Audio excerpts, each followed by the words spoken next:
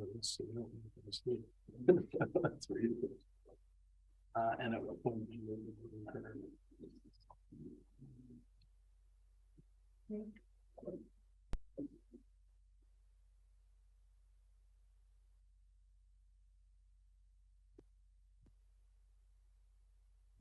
One minute.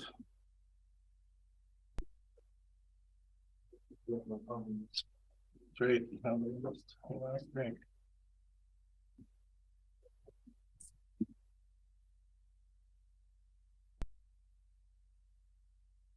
Much better having an agenda. Thank you.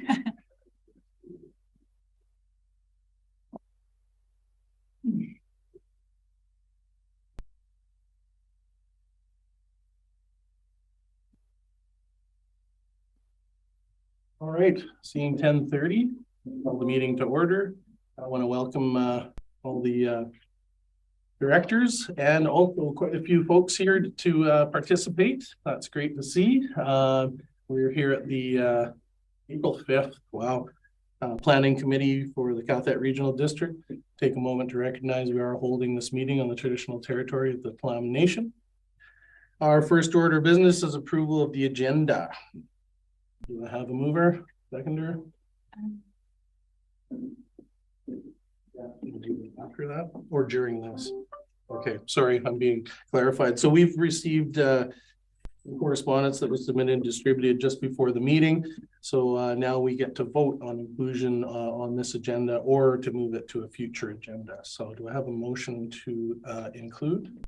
Director McCormick, Director Gisborne, discussion on the matter? I'd like to see it when we get to it. Yeah, so can we distribute it now? Yeah, okay. Sorry, I didn't realize. It was on your desk, then it wasn't, now it will be. So we'll have gonna ask what first. Yes, sorry. We had to figure out, because of our procedure bylaws, how to handle it. We figured it out and we'll get the information. So was all those in favor of inclusion? Very. So during the meeting, obviously, we might take a moment for folks to read this in a little more detail, but we'll carry on with our business. So now we can, any discussion on the revised agenda? All those in favor? Carried. Next order of business, adoption of the minutes from March 1st planning committee. Or sorry, any errors or omissions? Here. Seeing none. Motion to adopt the agenda. Or minutes. Or sorry, the minutes. Thanks. We'll get back on track. Director McCormick, seconder. Discussion. All those in favor? Carried. All right. So delegations and inquiries. 4.1. We have, I believe, we have Buckland Green Waste Company regarding the official community plan bylaw amendment application. Yeah, that's the spot. So a couple of things when we have a delegation, state your name and who you're representing. We usually have a 10-minute maximum. There'll be a timer up on the screen. We can vote if we want to go extra. But we encourage you to stay on time, and then at the end of it, questions will be asked by directors as they want. It's not really a back and forth. We'll just have an opportunity for questions. And everyone. Okay. Thank you. Okay. My name is Dan Buckland. I'm the manager of the Green Waste Company. I'm here in support of the OCP bylaw amendment to allow a composting facility in Electoral Area B. My main reason for being here is just to answer any questions that the planning committee might have about the application and maybe clear up any of the misconception that's been bounced around on social media. And that's all I have for you today. Oh, okay. Well, we usually have much longer delegations than that. So we'll open the floor to questions. Director McCormick. Thank you, Chair. My question, Dan, is are you putting a public meeting, or would you put a public meeting in as part of your process? Yeah, we're just following the bylaws for the OCP amendment. My understanding is that this is the first stage, and then based on the recommendation from the committee, we will continue on with the process. And my assumption would be that a public hearing or a public meeting would be suggested. and we'd absolutely want to conduct that. Okay, thank you. Director Gisborne? Yeah, I got a couple of questions. Yeah. First one I think is pretty easy, but it's one that's popped up every now and then. Composting is, there's usually kind of two sources. One is like the green cart and the other one is biosolids from liquid waste facilities. Yeah. Is your facility going to just be green cart, or are you looking at doing both, or Just be green cart? just be green cart? Yeah. Second question is fires. What do you have in place for fire control, fire prevention? We're going to have on-site water, on-site firefighting appliances as well as an initial measure. We're also in the attachment for the voluntary fire department, as was listed in the report there, and so obviously we'll be utilizing that as well. Okay, and will the fire equipment be able to get all the way around the facility? Yes. Okay. Next question I have is, do you have or intend to have an odor management plan? Absolutely. Okay. And I see that there's no well on site, so water consumption being trucked in water. And rainwater collection. And rainwater collection. Also reusing the leachate, which is the wastewater from the product, that's reused in the process as well. Okay. What kind of water consumption are you looking at? And I'm talking about like having to truck in. Unknown at this time.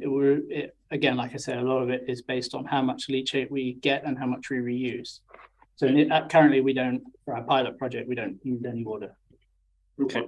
And the next question is power consumption, because I see you're not connected to the grid. No, initially we're going to go for a generator. We're intending on running it on biofuels as well. Basically, we want to determine what our actual power consumption is going to be for the year to figure out what the best renewable source is going to be. If we're going to be kind of monitoring what's going on with the current renewable source market sector. That would be my ultimate dream, would be to ensure it was 100% renewable powered. Okay. Just a point of order, sorry, Director Gisborne, just following our procedures, I just want to give anybody else a chance to ask questions. According to our procedure, are there any other questions? I do have one, and you brought up many of the questions that I was going to ask, so that's great. Related to power, or is your plans like a diesel generator to generate power to begin the project? I know you've explained the future state, but yeah, so the diesel generators initially, it's a 25 kilowatt generator. It's very small. The sound from it, which I believe has been a problem, it's 65 decibels at 23 feet. Just for reference, the conversation is 60 decibels. Okay. And do you have a plan for contaminants? As in like contaminants within the stream? Yeah, so they'll be collected and stored in a sealed commercial garbage container, which will be collected most likely bi-weekly. Okay, thank you. Any other questions, Director Gisborne? Thank you. Next question is, what is the relative depth of the water table at site during the maximum? I don't know that answer to that question. Sorry. And the material underneath the site, is it are you looking at hard pan, or is it? It's like a gravel. It's a gravelly kind of base. Yeah, obviously there's a decent layer of topsoil or organic matter on top. But yeah, it's a fairly hard base below. Okay. I think that's my current questions. Okay. Just to clarify as well, this is a fully contained facility. It's going to be contained within a building, which will be sealed with air extraction through a biofilter and on a concrete pad. So there is no discharge to the environment. Okay. Great. Director Gill. Yeah, I just want to explain what I'm doing here. I'm George Dowd, I'm the municipal director of the regional district. I'm not a member of the planning committee, so I don't get to vote. So that explains why I'm sitting here paying attention and not putting my hand up to vote, because I'm not a member of the committee. Okay. But definitely interested in what the planning committee does.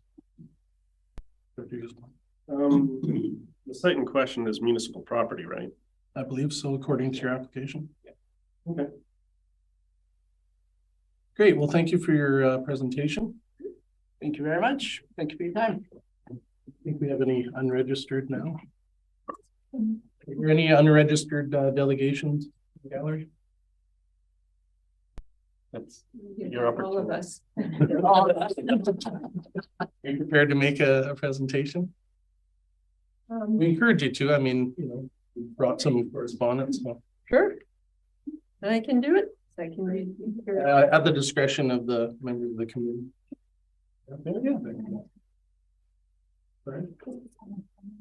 Okay, yeah. We're gonna give you 5 minutes. I don't think that's unreasonable.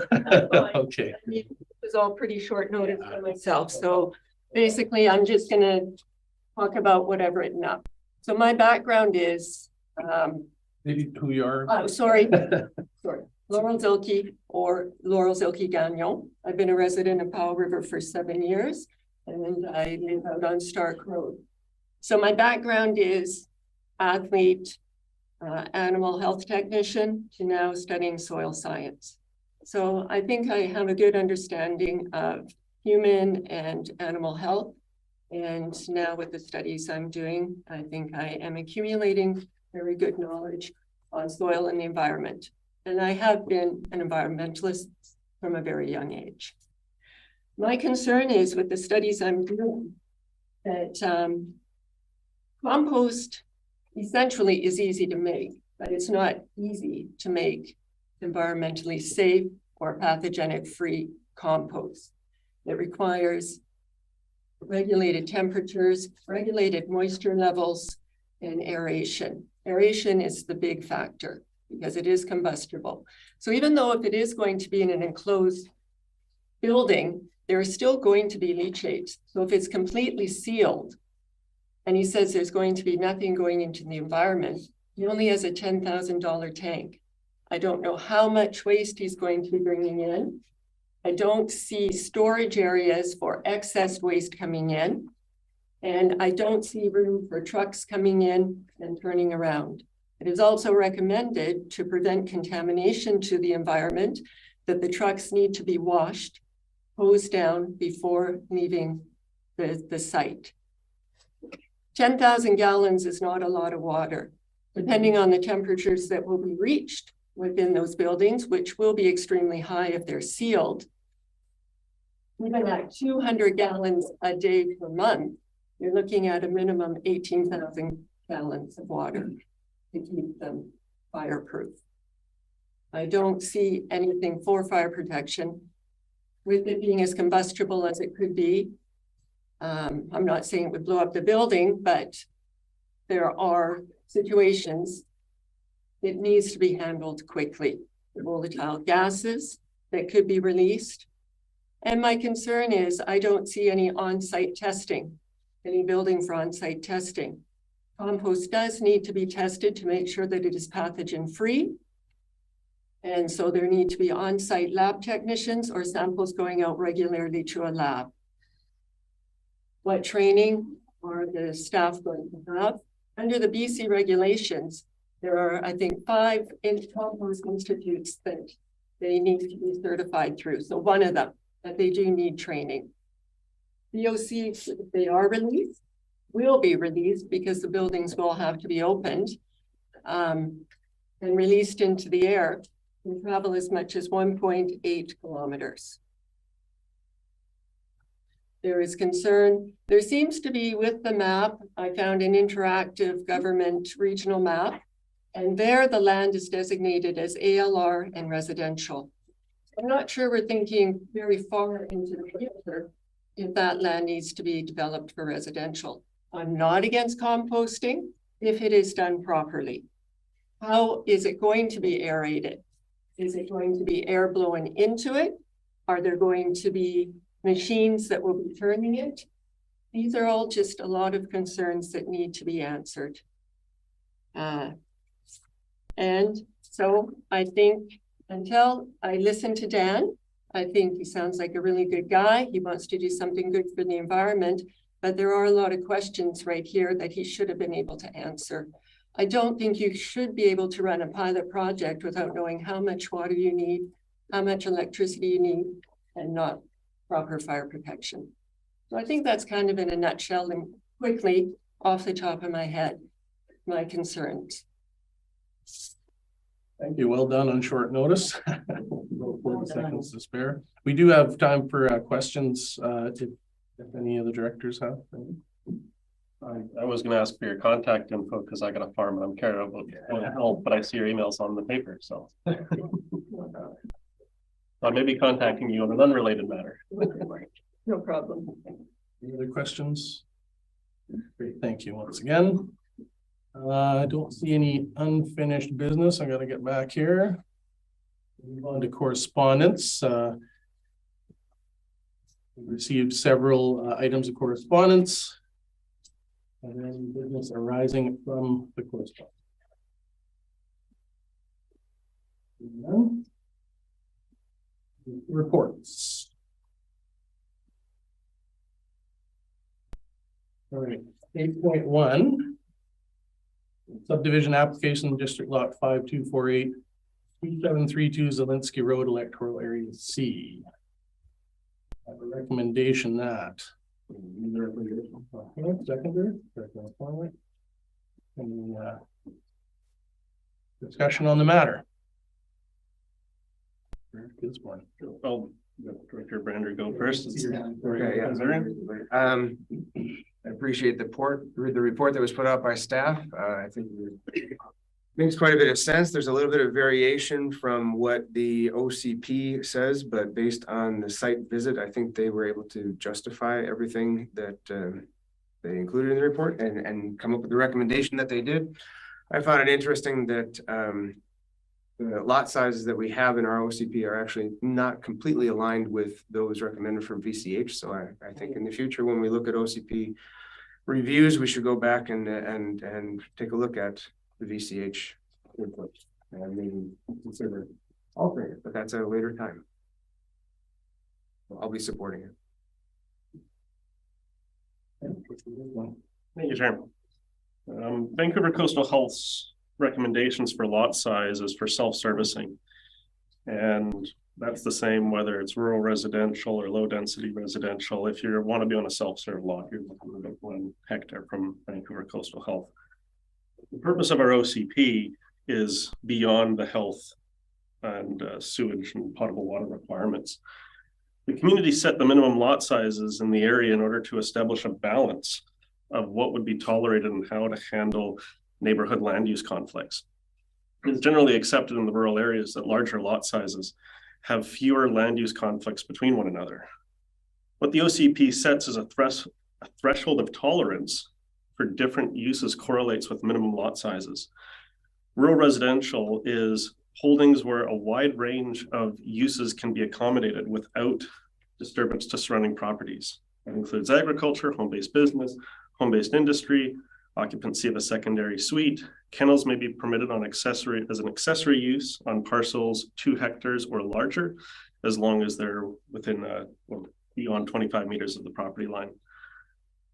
When we make a decision based on the guidance of our OCP, we should think about the people that will one day live in our community based on those decisions. The policy of the OCP says 2.3.1.2, quote, within the rural residential designation, parcel sizes for subdivision purposes will be as follows. Average parcel size, 2 hectares. Minimum parcel size, 1.4 hectare. The application is to create parcels that are 1 hectare. That's lower than the minimum allowable size in our OCP. The issue I have is the property owner was informed by staff that this is below that minimum threshold. If the property owner wants to subdivide below the minimum threshold in the OCP, then they should apply for a change in the OCP so that they can change the designation to a parcel that will allow for that smaller size. I can't support this application because our OCP doesn't do a lot, but what it does do is it helps control lot sizes at time of subdivision. So we have to respect the OCP. Thank you, Chair. The OCPs that we adopt for each area are really guidelines. They're not hard and fast, written in stone rules. And yes, we have to follow those guidelines. But sometimes there are occasions when varying from what the numbers are in the OCP makes sense. And this to me is one of them. I think we're seeing pressure all over the region for added housing, for more affordable property, for land that people can own and raise a family. And I think by looking at smaller lot sizes, especially when you're not talking about a huge difference here, 0.4 of a hectare, I think that we need to consider those, those changes, because we want to have more people living here and be able to afford to live here, to operate a business, a farm, whatever. And so smaller lot sizes moves to that direction. So yeah, I have no problem with this application. Thank you. I'll add to the discussion. I took some notes when I read the application, and I mean, I was born and raised south and in these neighborhoods, and it does align with our strategic plan about long-term sustainability. My understanding of the application is the forested areas were concerned, riparian areas, and that's why the lot size was kept at 1, and the average lot size of the application is 1.95, which is almost to the 2 that we have in our policy. It does follow the historical subdivision patterns that I see in the neighborhood. The obviously requirement of proof of water and septic servicing from VCH is paramount. I mean, that's important for any neighborhood. I do agree on the addition of a covenant as recommended to protect those riparian areas on the remainder of the lot. And I do agree with all these pressures that we hear about daily for increased housing and availability and ownership. I'm prepared to support this application. Yeah, increasing the number of smaller lots in rural areas is the definition of sprawl. And we're talking about long-term sustainability of our community. And you end up with smaller lots, and you end up with greater land use conflicts as a result, because we're not following the OCP. That will incur costs of the planning committee in the future. So I'm going to stand with the OCP, because the OCP is written with community consultation.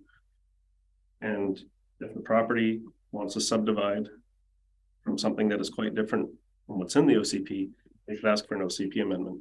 That's the proper process. So I'm not gonna support it. Okay, any other discussion on the matter?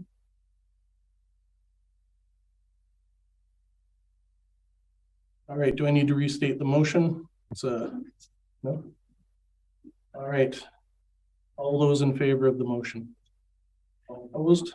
Opposed. Motion is carried.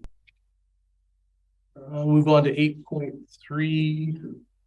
Oh, sorry, 8.2.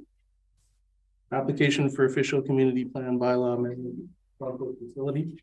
Right, yeah, and Laura Rodden has a presentation for us. Ms. Rodden. Thank you, Chair. I just wanted to provide a little bit of an update to the report that's in the agenda.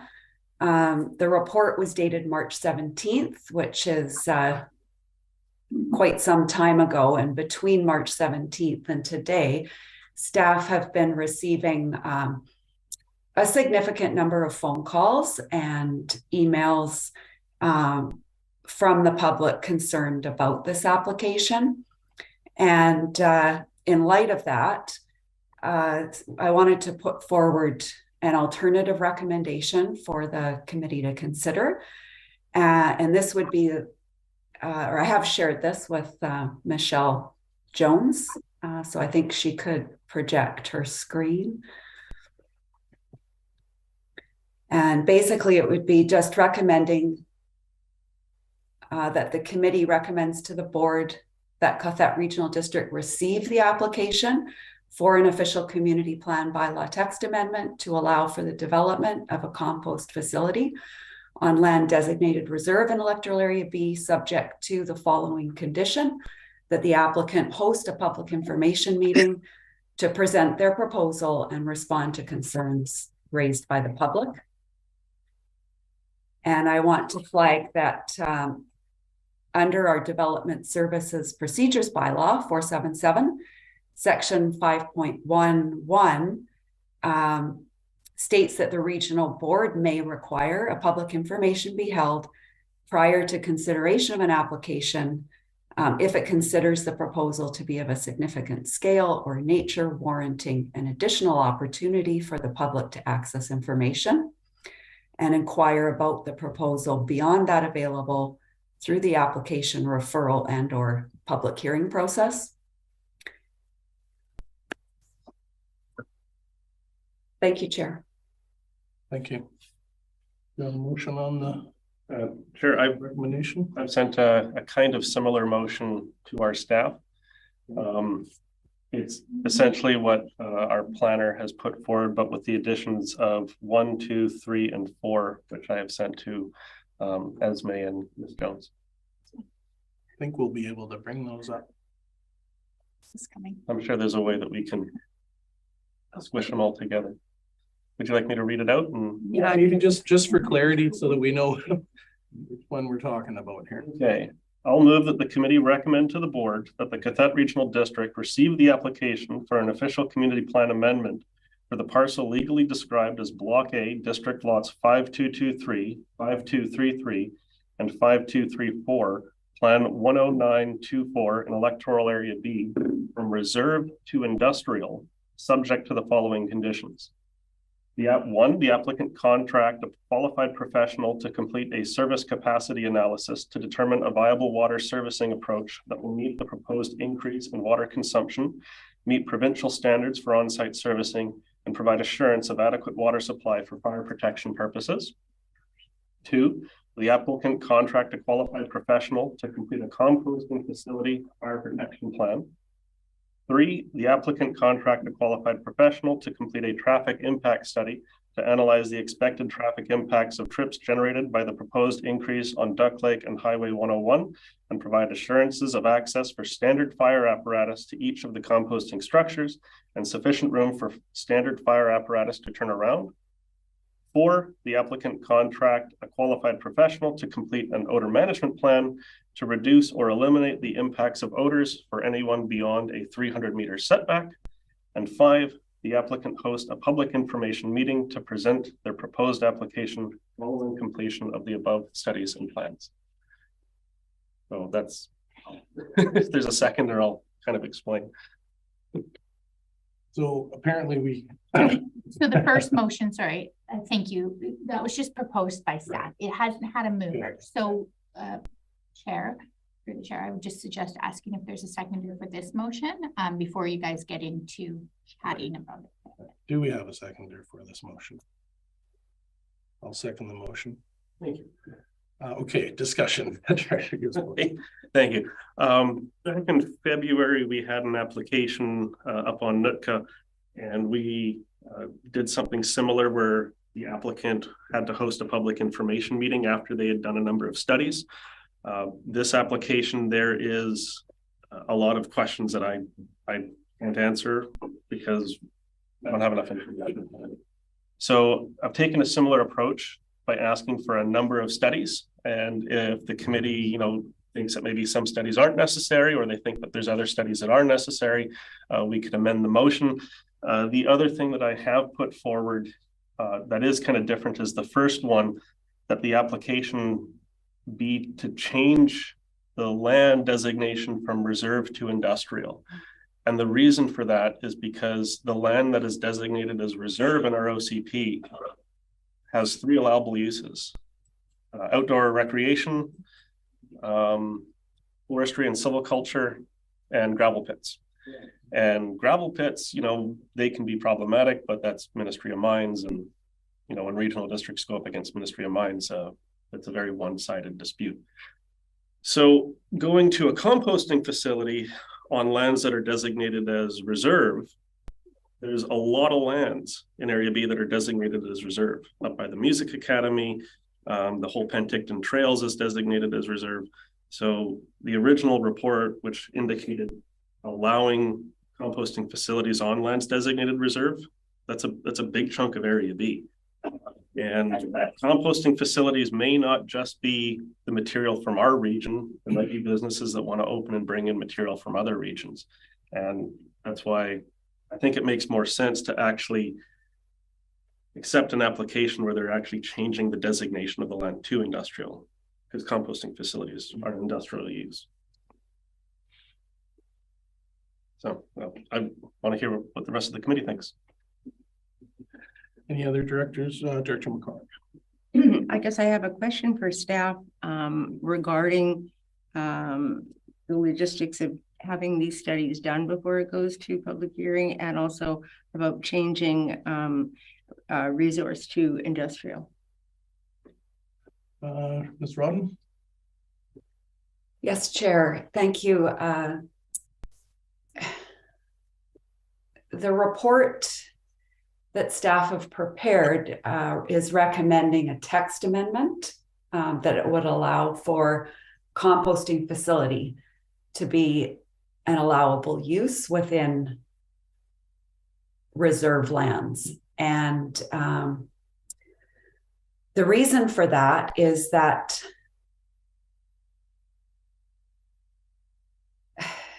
we felt that changing the land use designation would be, it's basically spot zoning, where you're going to select a parcel and change that designation just to allow the use. And it's only a very small portion of that property owned by the city of Powell River that is going to contain the compost facility.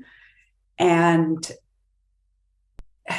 the compost facility is being developed in order to provide a service under the Cawthon Regional District Solid Waste Management Plan. And under that plan, there would only be one compost facility in the region. And local government doesn't regulate the operation of a compost facility. If you look in the report under the section on legislative, regulatory, bylaw, or policy impact relationship, the report states where the authority lies. It's the Provincial Ministry of Environment and Climate Change Strategy that administers and regulates compost facilities. And it's the Organic Matter Recycling Regulation of BC that governs the construction and operation of compost facilities, as well as the production, distribution, storage, sale, and use of biosolids and compost. So I think staff are focusing on the subject of this application, and the process is an amendment that will allow for the land use. And in staff's analysis, we think that the cleanest way to do it is to make the amendment that would allow for that use within the reserved lands. And my understanding from talking with representatives at the City of Powell River, staff representatives, they have no interest in expanding and doing other industrial uses on that property. It's part of the community forest area, so it's long-term, it will be managed for forestry. There are trails used by the public that go through those private lands, and it's part of the Suncoast Trail Network.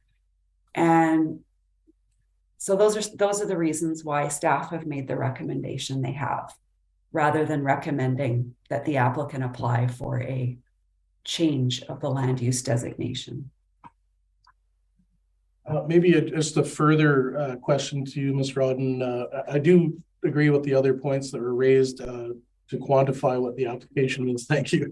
But I'm just wondering, a change to industrial, does that sort of open up another can of worms as far as the use of the property in the future? Like, is it more problematic to make the change to industrial because those uses are, composting facility would be approved in that case, versus an amendment to, as Director Gisborne mentioned, to established uses currently? Through the chair, yes, you're correct, because currently the regional district doesn't regulate land use in this area. So if the property was redesignated to industrial, that would open the door to any of the industrial uses that are listed as allowable uses currently in the OCP on a large area of land. Oh, sorry, Director Brander first, then. Great, thanks. I appreciate this. Question probably for our corporate officer. Would it be within, I guess, our procedure bylaw to go ahead with the recommendation by staff?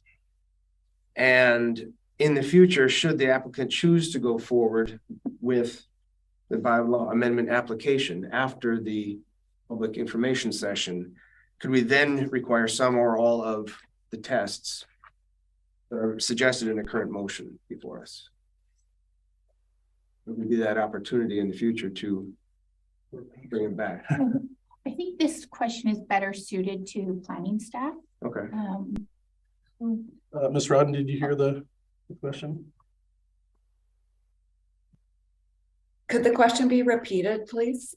Sure. So I'm just wondering if we were to go ahead with the recommendation that you have made this morning, and we receive the report and we ask the applicant to have a public information session.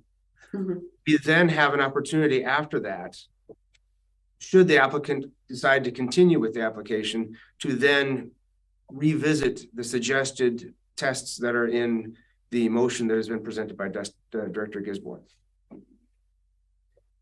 Through the chair, of course, that's a possibility. Yes.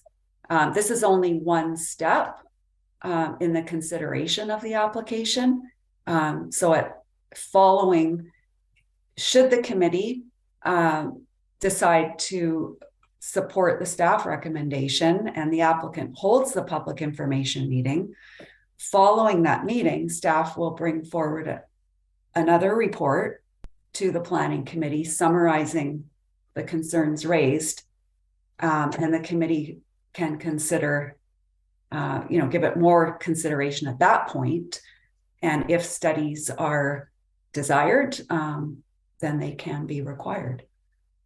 Okay, thank you. Thank you, Director Gisborne. Thank you. The motion is not to designate the entire parcel as industrial, just the portion that is being proposed. The parcel already has multiple designations, reserve and ALR, I think is also part of the parcel. Like we can't just make ALR industrial, that's provincial. The other aspect that, regional districts don't regulate composting facilities, a number do. Capital Regional District has a composting facility bylaw. Greater Vancouver Regional District has composting facility bylaws. So we do have a role in composting facilities, in how those look in our OCP. And the motion that I've put forward is to get the applicant to provide the information which is already being asked. That's like, those are the studies I want to see. It's just to look at the site that is being proposed, not all of the lands that are designated as reserve in Area B, because the staff report doesn't show the entire map of Area B that has reserve lands. And I think residents of Area B will be really upset if they find out that a big chunk of the land that they're living next to can have composting facilities. And the city doesn't own all that land. They own the airport reserve land. But for example, the Stevenson gravel pit, which is over by South Hill Acres, that's land designated as reserve. And that's owned by Tla'amin Nation. So I don't support the recommendation to allow composting facilities in all lands designated as resource or as reserve. I find that insulting. And it's like turning Area B into the region's dumping ground. And that is a really sensitive issue for Area B that goes back 30, 40 years. But I'm not going to go down that route. So I put forward this motion to be more concise about what we're talking about Because I don't see how the residents of Area B will go along with changing the designation for all lands that are designated as reserve. Director McCormick, were you next? Yeah, thank you. I would like to clarify the land that this facility is being proposed on. Is that in Area B or is that in the city? I'm looking at the map and it says Area B. Okay, all right. In that case, neighbors obviously have a lot of concerns, and I think having a public meeting will enable everyone to get those concerns on the table, whether it's water, power, fire protection, and all of the above. It also makes sense listening to what the applicant had to say that while they have a fire protection plan, they can't yet calculate how much water they will use or how much power they will use because they aren't using it yet. So it makes sense to not necessarily know these answers ahead of time, because I don't know how they could know those answers ahead of time. So I guess I'm leaning toward the staff recommendation. I also have another quick question of clarification. Did I hear Ms. Rodden say that there can only be one composting facility in the region? Is that correct? Ms. Rodden? Yes, I believe I'm confident in saying that because the solid waste management plan is a service that is run by the regional district. And I don't believe there is enough demand to have more than one solid waste or more than one composting facility. But that's really getting outside my scope of expertise. It's more, I think, under Arnold Schwab, the manager of asset management and strategic initiatives, perhaps, or Patrick Devergirl might be able to answer that. Anybody, Mr. Schwab, or any comments? Yeah, I'll answer that through the chair. I think the plan is for a single composting facility, but that doesn't preclude the fact that somebody may start a composting facility. I mean, that's sort of outside the realm of our knowledge at this point, what a private company or individual, or for that matter, anybody would plan to do. But our plan is to focus on a single facility. I believe we have Director Branner. Thank you. Thanks, Chair. I was just wondering if Ms. Rodden can clarify. From what I understand, allowing a compost facility would be on this specific property. It's not about allowing a compost facility on any reserve. And so if she can clarify that, that'd be great. But I just want to say I am not going to support the motion that's in front of us right now. I'm willing to support the recommendation that we've heard from the planning staff with the concept, all of the notes from the current motion in our back pocket to potentially be pulled out at a later date. Because I think there's some good questions to be answered there, but I just don't know if it's the right time to do it. Thanks. Was there another staff? Well, Ms. Rodden was going to answer their question. Okay, yeah, Ms. Rodden. Yes, I think that listening to the debate of the directors, I'm seeing this in a different light than I was when we were working on the report. And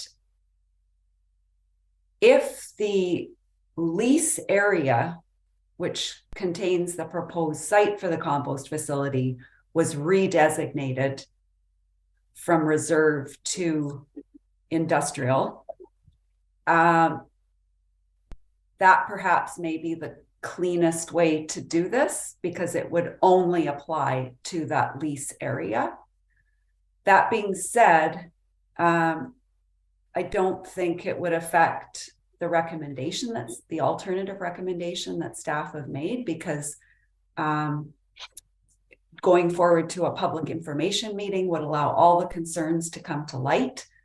And then the report that comes forward at the next step might recommend a change to what the amendment is.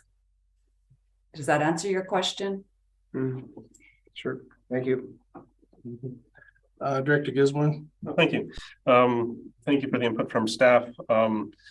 Our manager for solid waste, I'm already drawing a blank on his name. I'd pronounce it wrong if I try. Mr. Schwab, that's it. He is correct that, as I understand it, we as a regional district are planning on really only one site for a composting facility. But as he said, that doesn't preclude or restrict another private property owner from saying, hey, I've got reserve land. I can start shipping it in from another region. That is very much a real possibility. And that's why I don't like the idea of changing the rule for all land that's designated as reserve. From the staff report, to clarify Director Brander's question, the analysis of the application for compost facility and the reserve policies, staff is recommending a text amendment to Electoral Area B official community plan to support compost facility as a use on land designated as reserve. The text amendment would affect all land designated reserve. However, development or expansion of any future compost facility would be subject to board support through the Cathet Regional District Solid Waste Management Plan. So that's only talking about our source of composting material. So that's where I have a big concern, because there's a bunch of reserve land, sorry, there is reserve and there is resource. And I keep getting them mixed up because I haven't finished my coffee. So that's why I've put forward this amendment, or this motion. The intention is only to look at just the site that is being proposed, not the entire airport reserve. As yeah, there's the LR part, there's silviculture parts, and I don't think that they want to go through trying to change the classification of the entire parcel to industry, because that just, I think, will hurt their chances of getting any public support. And the big concerns I have are, fire and odor, power and water, and what are those numbers, what are those figures? And yes, they don't have that information, and that's the reason to get a qualified professional to work with them to come up with these plans and to answer the questions, so that when they do go to a public session, they can provide all those studies and all those plans to the public, and then we can kind of know a bit better where we are. So that's why I put forward the motion that I have. Yeah. Chair, could you review the recommendation that's on the table, please? Yeah, that's a good idea. We can have another look at that. Because I wouldn't mind, or may possibly put forward an amendment. Okay, that's way too small. See that? Sorry.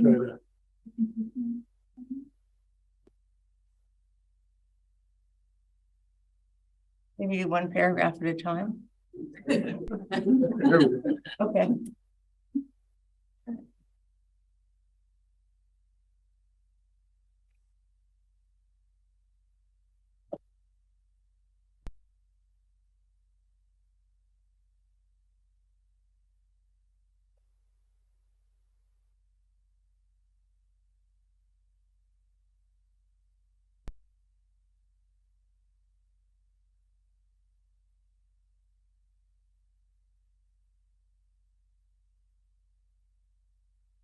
Director McCormick, now that you've read it, any further questions or comments, or I'll move to another director until you do?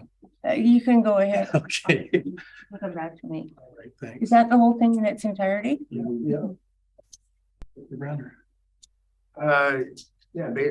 Thank you, Chair. Based on the comments from Director Gisborne clarifying the staff clarifying the intended, I guess, changing of the text, I see that it does make more sense to go with the suggestion in the current motion, but I'd like to make an amendment. I would like to strike out numbers 1, 2, 3, and 4.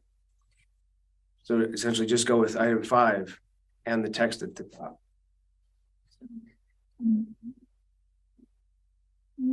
2, 3, and 4. Yeah, I'll second that amendment. Okay. Okay, so that means a new round of discussion. Director Gisborne. Yeah, that just brings us back to the original staff recommendation. And then when they go to a, public information meeting, then there isn't an odor management plan, there's not a traffic impact study, there's not a fire protection plan, and the questions about water won't be answered. And just like the NUTCA application, the discussion around the table was we want to have that information before we go and talk to the public, or before the applicant goes and talks to the public. So on the same stroke, I think that information is very relevant for the public to know when they do go to a public information meeting. Thank you. Well, in terms of process, if we were to support the amended recommendation on the floor, then we're not endorsing the application. We're not supporting it in principle. We're supporting it in any way and really receiving it. And so it would make sense, and I'd like clarification if I'm wrong, or after that public meeting when everyone sets out their concerns, for that information to come then back to the board for an indication of support. At that point, the applicant will have had time to analyze the concerns that everyone is making and then bring that information back to the board to show how those concerns are being addressed. So am I correct in that process? Maybe Ms. Rodden, are you the right person? Or? Yeah. Through the chair, yes, I can answer that. I think you could go either way. You could require the studies as the motion is set out right now, or you could wait and see if more concerns come to light or some of the concerns are mitigated through the public information meeting and then require studies. It really is at the discretion of the board. Maybe I'll just add, I have the same concerns as most of you. I'm glad that we're trying to clarify the piece that we're talking about instead of a general approach to it. And I want these questions answered as well. So if there's no real reason to postpone it, I'd like to include it in the motion, those points. I wouldn't vote in favor of this amendment. Director McCormick, or Gisborne, right? The motion starts out with committee recommend to the board that regional district receive the application subject to the following conditions. If this motion with this amendment goes through and they do a public engagement meeting without having those studies, then we will receive the application. The way my original motion is that they have to meet all of these criteria, then do public engagement, and then we'll receive the application. So until those criteria are met, we can't receive the application, is my understanding. Because the process is, we set a motion saying, if you do X, Y, and Z, then we'll receive your application and move on with the next steps. If we have a motion that just says do a public engagement and then we'll receive the application, it's really hard then to go back and say, well, we received it, but we want you to start again. Like, we've already received it because we set that criteria. So that's why I support the original motion, not the amendment. Make sure that that information is included when we do receive it.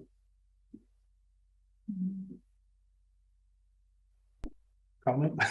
Just that now the condition is that the applicant host a public information meeting to present their proposed application following completion of the above studies and plans, but there won't be any above studies or plans to present. I mean, would it occur? Still just.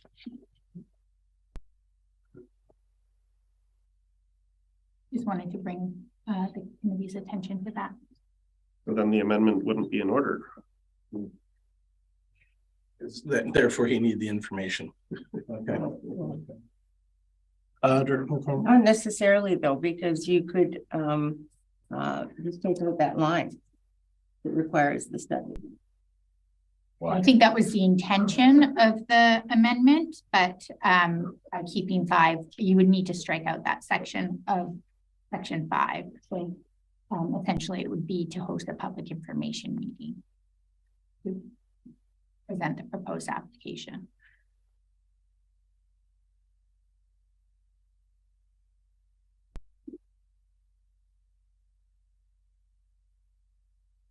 All right, any other discussion on this amendment? We should have it ready in, Director Dunn. Oh, I was gonna ask for, I think what you're asking Yeah. for, because I don't think Where- anybody other than the planning committee knows what you're talking about right now. Yeah. So reading the motion might be State really the useful. motion. Yes, thank you. So we have, through the chair, the original motion that was moved and seconded. I'm just gonna throw it up here again. All right, Director Gisborne. This was the original motion with the 5 conditions. And then an amendment was put forward. That the motion be amended to strike out conditions 1 through 4.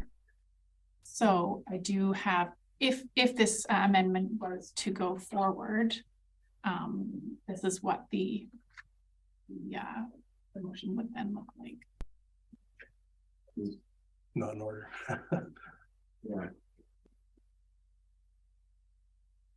Director Brander. Thanks, Chair. I know I've spoken a number of times, but after hearing Ms. Rodden's comments on the unamended motion, that is one way that we can go, that is an acceptable path to follow. I think I would actually change my opinion and I would vote against the amendment. Okay, any other discussion on this amendment? Just to say I'm okay either way. I know we're getting kind of going around here, but it is an effort. Thanks, Andrew. Okay, any other comments? Okay, we'll move to a vote. All those in favor of this amendment? All those opposed? Obviously. Okay, so now we have another. We're back to the original, thank you, the chair, the original motion put forward by Director Okay, Gisborne. and maybe one more time, we'll just display it just so we know what we're voting on. Everybody see that? I can Now, No. maybe. make it a little bigger. Mhm. I remember which button. A little better. That's better. We'll just give you a minute to look through it again. Yeah, Director. Yeah. Okay, thank you. Now, for anyone that doesn't know the process, what happens at the planning committee isn't a done deal. It then has to go to the board. So the motion is that we recommend to the board, and between now and the board meeting, staff may come back with some maybe clearer language to define, because right now the motion says, the parcel legally described, and they might have some input of like the impacted parcel. So to, kind of clarify that we're not talking about, the whole parcel, just the part that's being impacted. And then that can be decided at the board meeting to really hammer down to, make the motion even more clear with the intent of the committee. Other than that, That's a good point. Thanks one more time. Just if you can put that back up there again, please. Thank you. I mean, just because we're seeing this motion just for the first time right here live in front of you, I would just wanted to ask Ms. Rodden if the 4 studies, the services capacity analysis, the composting facility, fire protection plan, the traffic impact study, and odor management plan, if these are, I guess, reasonable things to ask of an applicant, or if they are, common. Ms. Rodden? Thank you, Chair. Having never dealt with a compost facility application before, I can't answer the question of whether these studies would be common, but I think the 4 studies that are reflected here, they all align with the concerns that we've heard in correspondence, presentations, and phone calls from the public. So, and I think it would be, we could offer comment on an amendment to the first part of the resolution that would that would focus it by simply adding after official community plan amendment for the 0.64 hectare lease area within the parcel legally described as. I'll move that amendment. Do you have a seconder? Second McCall. Thank you, Ms. Rodden. That is exactly what I was looking for. You answered the question that I had. Yeah. Feedback, so give me a chance to, Yes. to get this one. That's okay. We're putting you through your paces today, so.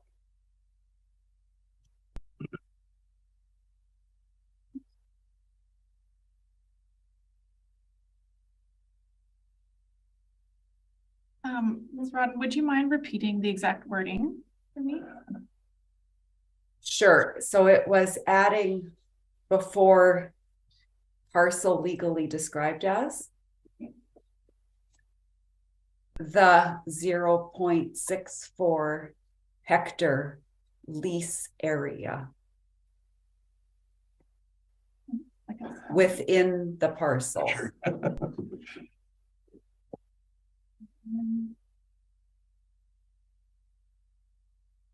Okay, I'm just going to throw this up and then maybe you can.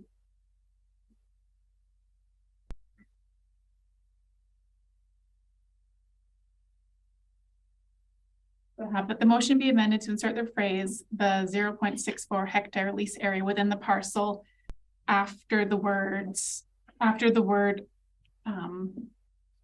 application. Is that correct?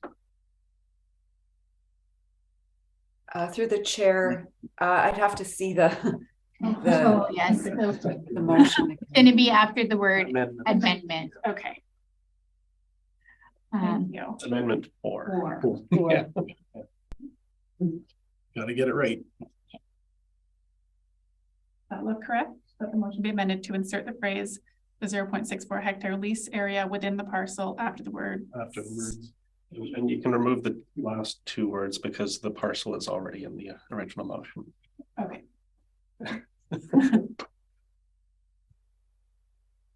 Apologize, the process takes time. Okay, I think we have it. Okay. Thanks. All right, I don't think there's any more discussion on the matter. We'll vote. All those in favor of this amendment? None opposed. Motion is carried. We got through that one. Back to the main motion. Back to the main motion. Uh, Yeah, we've had discussion on the matter. We move to the vote now. yeah, that. We restate it. I can show you one last time. Okay. Rather than So, just in that first line there, we've inserted the amendment phrase.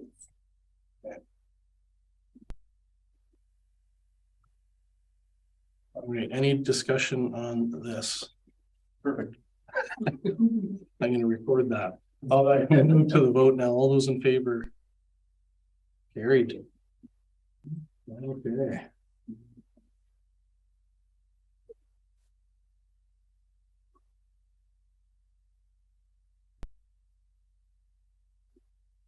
Moving right along, 8.3, section 57, application on mountain bike trail network authorizations on Mount Mahony and Electoral Area B. I'll move the recommendation. Have a seconder, thank you.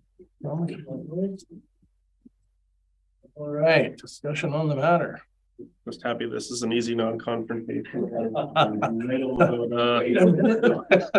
Bike trails in Area B. Director McCormick. Yeah, I think it's a really exciting application. A chance for us to build tourism, in this sector, which is ever growing in popularity. And yeah, I would love to say, go ahead. Awesome. Nice. I thought it was excellent news as well, and a lot of work in behind all of this over the years. I've spent time on Mount Mahony. It's gorgeous, and it's exciting to see. It does support the protection of accessible trail networks and expands on that. It's exciting for this gravity enduro network. and the regional trails plan, it is an area of interest, so it fits in with those. Just hoping that the application allows for other recreational use. I know ATVers and those types of folks are using those roads and trails, some of those trails as well. So yeah, I'm in full support of this. It's excellent. Any other discussion? All those in favor? Unanimous, carried. Thank you. I don't see any new business. Question period. We have the press. Thank you. Thank you, Chair. I appreciate that.